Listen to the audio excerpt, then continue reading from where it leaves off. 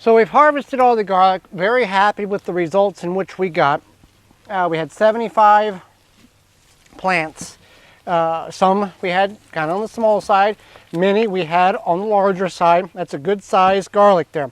Now the varieties in which we have here are Spanish Roja, German Hardy, Georgia Crystal, Purple Galaxy, and there's one or two more varieties in which we've lost memory of because we do not specifically hold one variety and take the largest cloves from it and replant it. We just go through all of these and we'll find, for example, if this is one of the largest bulbs, we'll set this aside until late September and then we'll open it up before we plant in October and get the largest cloves, and that in turn will translate to a large bulb next year at this time. Very good garlic. Now the way we're going to cure this, you can take, what many people do is take a bundle of 6, 7, 10, tie them, and then hang them in an eaves of a garage, a shed, a porch, out of direct sunlight, but a lot of air to allow it to dry.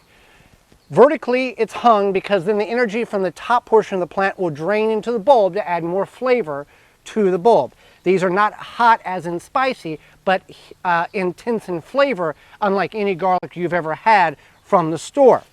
What we have found that works well, instead of bundling these up, since we've got so many, we take a container like this and we set them in here and just let them set for about 4 weeks in a side bedroom with the windows open that's off the side of the house, and these will turn brown, and then at that time you can go ahead and trim them back to the bulb. We always leave about 3 or 4 just for just the way we like to trim them, about 4 inches up, and they will keep for about 9 to 12 months.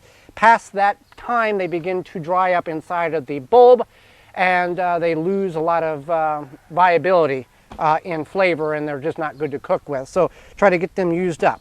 Now we harvest these and we space them so we can have good sized bulbs, which in turn will give us good cloves, 1 for cooking and eating, 2 for planting next year.